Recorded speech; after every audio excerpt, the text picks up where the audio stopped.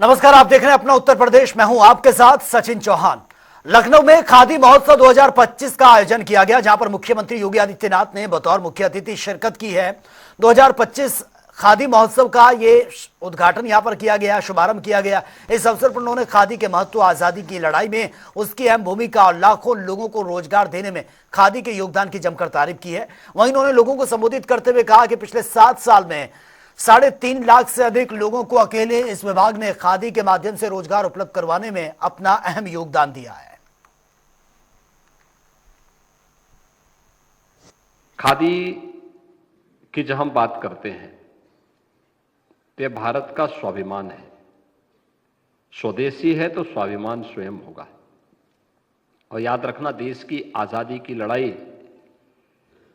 तब नई ऊंचाई तक पहुंची थी जब राष्ट्रपिता महात्मा गांधी ने खादी को एक आंदोलन बनाया था। और देखते ही देखते पूरा देश इस आंदोलन के साथ जुड़ा था। विदेशी वस्त्रों की होलियां चली थी, स्वदेशी को अपनाने का एक आह्वान हुआ था और देशवासियों ने इस स्वदेशी वस्त्रों के माध्यम से न केवल भारतवासियों को चरखे ने एक नई क्रांति ला दी थी, बल्कि यह भारत के स्वाभिमान का प्रतीक बनकर के लाखों लोगों के रोजगार का माध्यम भी बना और उसकी इनकम से, जो थोड़ी बहुत इनकम होती थी, उस इनकम से अपनी घर गृहस्थी का संचालन करने के साथ साथ राष्ट्रीय आंदोलन में भी वे योगदान देते थे। और आज स्वतंत्र भारत में इस चरखे के अनेक रूप सामने आए हैं। एक मैनुअल हाथ से चलने वाला चरखा है, एक सोलर चरखा भी है और एक इलेक्ट्रिक चरखा भी है। हम अभी देख रहे थे, जो चरखा था उसमें जब मैंने पूछा वहां पर, तो उन्होंने कहा हाथ से चलने वाला चरखा है, इससे एक दिन में 1 किलो तक हम लोग कताई कर लेते हैं। लेकिन सोलर जो इलेक्ट्रिक चरखा था, उससे 2 किलो तक कताई कर लेते हैं। सबकी अपनी उपयोगिता है और मार्केट की भी अपनी डिमांड है। याद रखना, जो कार्य आप हाथ से कर रहे हैं वो अपने आप में एक कला भी है, अपने आप में एक हुनर भी है, समाज में उसकी डिमांड भी है और लोग उसके महत्व को भी समझते हैं। ऐसे ही इससे न केवल रोजगार किसान से लेकर के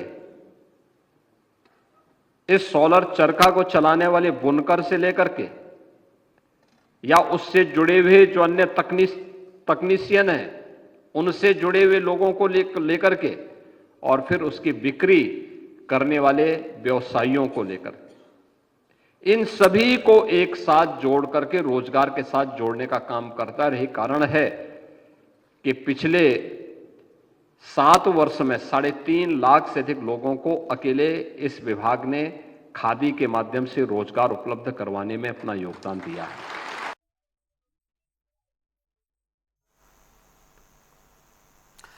तो चलिए आगे बढ़ते हैं, बड़ी खबर से आपको अपडेट करवा देते हैं। कन्नौज हादसे को लेकर बड़ी अपडेट सामने आ रही है। बिल्डिंग का लेंटर गिरने के बाद राहत बचाव कार्य वहां पर चल रहा है। मंत्री रजनी तिवारी ने हादसे में दुख जताया। दुर्घटना स्थल पर टीम लगाकर वहां पर काम किया जा रहा है, रेस्क्यू ऑपरेशन चल रहा है। घायलों को अस्पताल में एडमिट किया गया है। कानपुर कमिश्नर ने घटना पर अपना स्टेटमेंट दिया। लगभग 28 लोगों को रेस्क्यू कर लिया गया है। हादसे में 6 लोगों के गंभीर रूप से घायल होने की खबर है। हालांकि अब तक जो खबर सामने आ रही है, किसी के जान का अब तक कोई नुकसान नहीं हुआ है, लेकिन हालत सीरियस है कुछ लोगों की, जिनको अस्पताल में भर्ती किया गया है।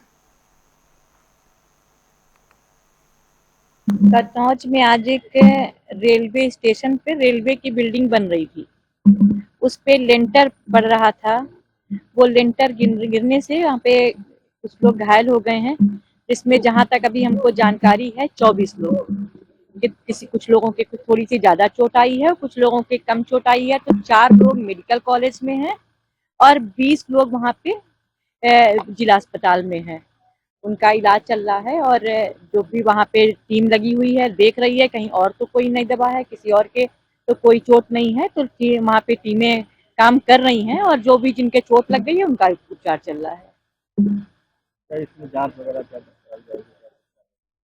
जांच सुनिश्चित होगी वहां पे। अभी तो वहां पे लोगों को बचाने का इसका चल रहा है कि कहीं ऐसा तो नहीं कोई दबा हो, किसी को घायल हो, तो जो भी चोट लगी है उसको ठीक किया जाए और वहां पे जांच करवा करके जो भी दोषी होगा उसके ऊपर कार्रवाई की जाएगी।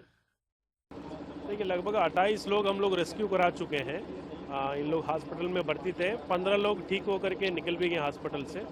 6 लोग थोड़ा क्रिटिकल थे, मतलब गंभीर रूप से घायल है, बट खतरे से बाहर है। हेड इंजरी नहीं किसी का, कुछ फ्रैक्चर है, चोटें लगी हुई है, ऑब्जर्वेशन में रखे हुए हैं। अब तक का कोई कैजुअलिटी नहीं है, किसी को मृत्यु का सूचना नहीं हुआ है। और आप देख ही रहे हैं, उस पर डार्क स्पॉट से जांच भी हो गया है, ड्रोन से भी करा चुके हैं हम लोग, मैनुअली भी चेक भी कर चुके हैं। एक साइड पूरा क्लियर भी कर दिया मलवा से, दूसरे साइड के क्लियर कर रहे हैं। आप भरोसा है, कोई दबना नहीं चाहिए उस पर। अब थोड़ी देर में मलबा क्लियर हो जाएगा और साफ हो जाएगा सर। सर अभी जैसे मौके पे एसडीआरएफ की टीम भी नजर आ रही है, तो क्या एनडीआरएफ को बुलाया गया और क्या स्नीपर डॉग्स की भी मदद दी जा रही है इस ऑपरेशन में? जी, एसडीआरएफ का स्निफर डॉग लगी हुई है उस पर, ताकि कोई लाइव होता है तो डिटेक्ट करने के लिए। वो पूरी एसडीआरएफ की टीम भी लगी हुई है। वो एसडीआरएफ हम लोग को स्ट्रैटेजी बता रहे हैं किसी टाइप का करना है, और बाकी यहाँ नगर निगम का टीम है, लोकल प्रशासन का टीम है, और बाकी टीम भी लगी हुई है। क्या लग रहा है लगभग कितनी देर ये ऑपरेशन और चल सकता है कि मलबे में जो अब 1 घंटे में साफ हो जाएगा सर, ज़्यादा से ज़्यादा 1 घंटे में क्लियर हो जाएगा, साइट क्लियर हो जाएगी। पता कैसे लगी कितने लोगों की अभी भी आशंका, कुछ नंबर या कितने लोग यहाँ मौके पे थे उस वक्त, क्योंकि अभी आपने जब बताया 28 लोगों को रेस्क्यू किया जा चुका है सकुशल, उसके अलावा कितने लोग हैं? बाकी जो ठेकेदार से मिलान कर रहे हैं, जो कौन कितने लोग मौजूद थे काम के समय में, और बाकी मोबाइल फ़ोन से भी ट्रेस कर रहे हैं कितने लोग काम किए थे उसी के हिसाब से।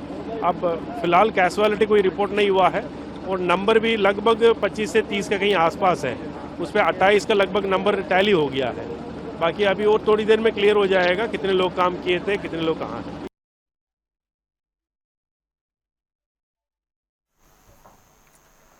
चलिए आगे बढ़ते हैं। प्रदेश में दबंगों के अंदर पुलिस का खौफ देखने को नहीं मिल रहा है, और ऐसा ही कुछ एक मामला हापुड़ से सामने आया, जहां पर फास्ट फूड की दुकान पर दबंगों ने दुकानदार और लड़की पर फायरिंग की, और इतना ही नहीं, बचाने आए लड़की के भाई के साथ जमकर मारपीट भी हुई है। फिलहाल मामले में पुलिस ने दबंगों के खिलाफ किसी भी प्रकार का अब तक कोई भी एक्शन नहीं लिया है।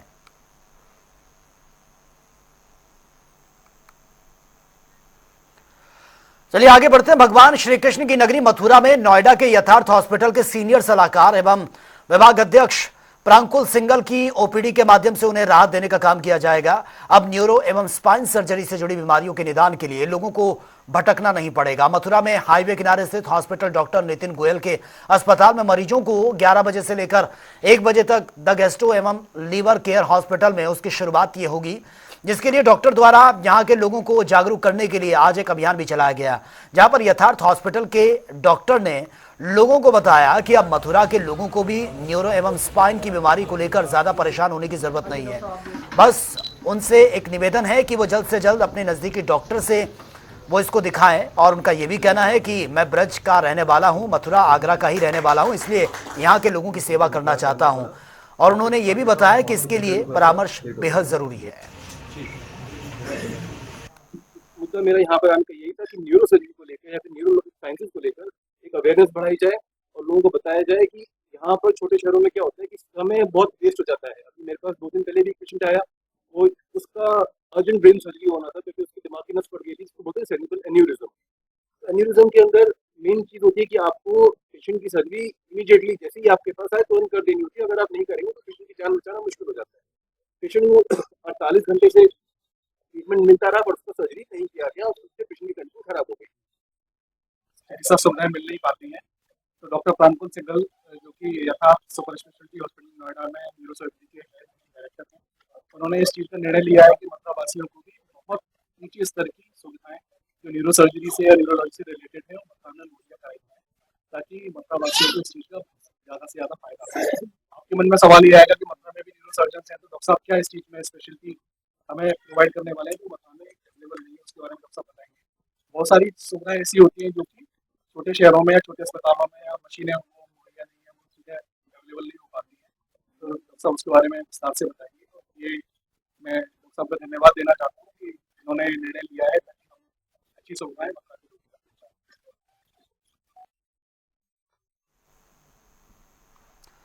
श्रावस्ती में कड़ाके की ठंड को देखते हुए डीएम अजय कुमार द्विवेदी ने नेपाल सीमा स्थित तरुसभा गांव में जरूरतमंदों, वृद्धजनों और साधु संतों को गर्म कंबल वितरित किए। साथ ही 10 गांव में 200 कंबल बांटे गए हैं। वहीं एसएसबी की ओर से आयोजित कार्यक्रम में डीएम, एसपी और कमांडेंट ने लोगों की मदद का संदेश भी दिया।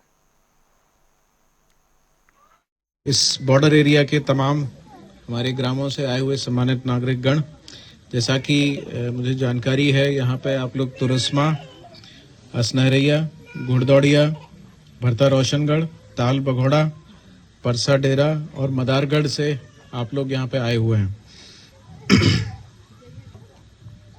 प्रदेश सरकार माननीय मुख्यमंत्री योगी आदित्यनाथ जी के निर्देश पे लगातार प्रयास कर रही है कि राहत और बचाव के सभी कार्य किए जाएं।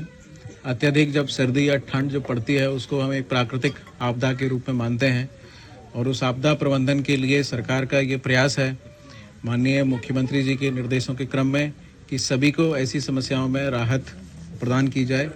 और ये जो सर्दी से बचाव के लिए रैन बसेरे भी बनाए गए हैं शहरी क्षेत्रों में, सभी स्थानों पे जहाँ पे सामूहिक रूप से लोग एकत्रित हो रहे हैं, विशेष रूप से शहरी क्षेत्रों में जहाँ पे बाजार मार्केट है, वहाँ पे अलाव जलाने की व्यवस्था की गई है। और इसके साथ ही जो ज़रूरतमंद लोग हैं उनको कंबल का वितरण भी किया जा रहा है। प्रयास ये है कि कोई भी व्यक्ति खुले में न सोए, सर्दी में न सोए, ठंड के प्रकोप से बचा रहे। तो इसमें माननीय मुख्यमंत्री जी का स्पष्ट निर्देश है कि पूरे प्रदेश में कोई भी व्यक्ति ऐसा ना हो जिसको खुले में सोना पड़े या जिसकी ठंड से तबीयत खराब हो या कोई और समस्या पैदा हो। उसके क्रम में ये पूरे प्रदेश में और पूरे जनपद में ज़रूरतमंदों को कंबल का वितरण किया जा रहा है। जनपद श्रावस्ती में भी सभी। और अब बात होगी तमाम खबरों की ताबड़तोड़ अंदाज में। पीलीभीत में ट्रेन गुजरते समय नहीं किया गया फाटक बंद, ट्रेन गुजरने का वीडियो सोशल मीडिया पर वायरल। मुजफ्फरनगर में तहसील आपके द्वार कार्यक्रम का आयोजन किया गया। इस दौरान ग्रामीणों को 50 से अधिक कंबल भी बांटे गए। कन्नौज में युवक की हत्या कर कुएं में शव फेंकने का मामला सामने आया। युवक के दोस्त ने युवक को ही उतार दिया मौत के घाट। आरोपी की तलाश में जुटी है पुलिस।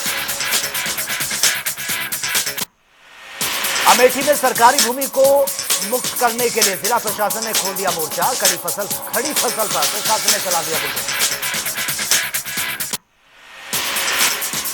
अमेठी में अज्ञात कारणों से 4 कच्चे रिहायशी मकानों में आग लग गई है। चारों घरों की गृहस्थी जलकर पूरी तरह से राख।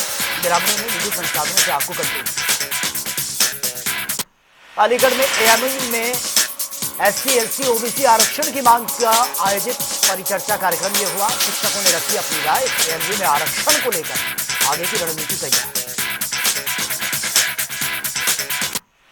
संत कबीर नगर में अज्ञात कारणों से आग लगने से हड़कंप मच गया। जरूरी सामान समेत बाइक जलकर पूरी तरह से राख। स्थानीय लोगों ने आग को कंट्रोल किया। फिरोजाबाद के मिली गांव में दलित महिला से मारपीट और जाति सूचक गालियों का मामला। पुलिस पर राजीनामा का दबाव बनाने का भी आरोप। ऑडियो सोशल मीडिया पर वायरल। पीड़ित ने की कार्रवाई की मांग। महोबा के समाधान दिवस में शामिल होने जा रहे 2 लेखपाल सड़क हादसे में घायल। एम्बुलेंस से भेजा गया जिला अस्पताल। सूचना मिलने पर मौके पर पहुंचे एसडीएम, तहसीलदार सहित तमाम अधिकारी। संत कबीर नगर में नर कंकाल मिलने से हड़कंप मच गया। पुलिस ने कब्जे में लेकर पोस्टमार्टम के लिए भेज दिया कंकाल। जांच जारी। मुजफ्फरनगर में एसएसपी की गैंगस्टर एक्ट के तहत बड़ी कार्रवाई। माफिया अमित माहेश्वरी और अनुराधा माहेश्वरी पर एक्शन। फतेहपुर में जिला अस्पताल की जमीन पर अवैध निर्माण पर चला बुलडोजर। कोर्ट के आदेश पर राजस्व और पुलिस टीम ने करवाई है निर्माण ग्रस्त बिल्डिंग को डिमोलिश करवा दिया। फर्रुखाबाद में बीजेपी कार्यालय पर जिला अध्यक्ष पद के लिए नामांकन की प्रक्रिया जारी है। जिला चुनाव अधिकारी सुमन चतुर्वेदी के नेतृत्व में चल रही है नामांकन की प्रक्रिया।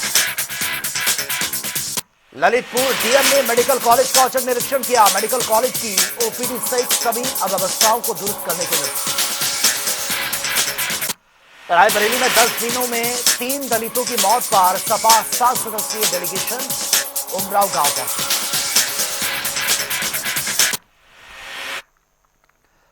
तो फिलहाल इस बुलेटिन में मेरे साथ इतना ही, लेकिन तमाम खबरों के लिए आप बने रहिए जनता टीवी के साथ। नमस्कार।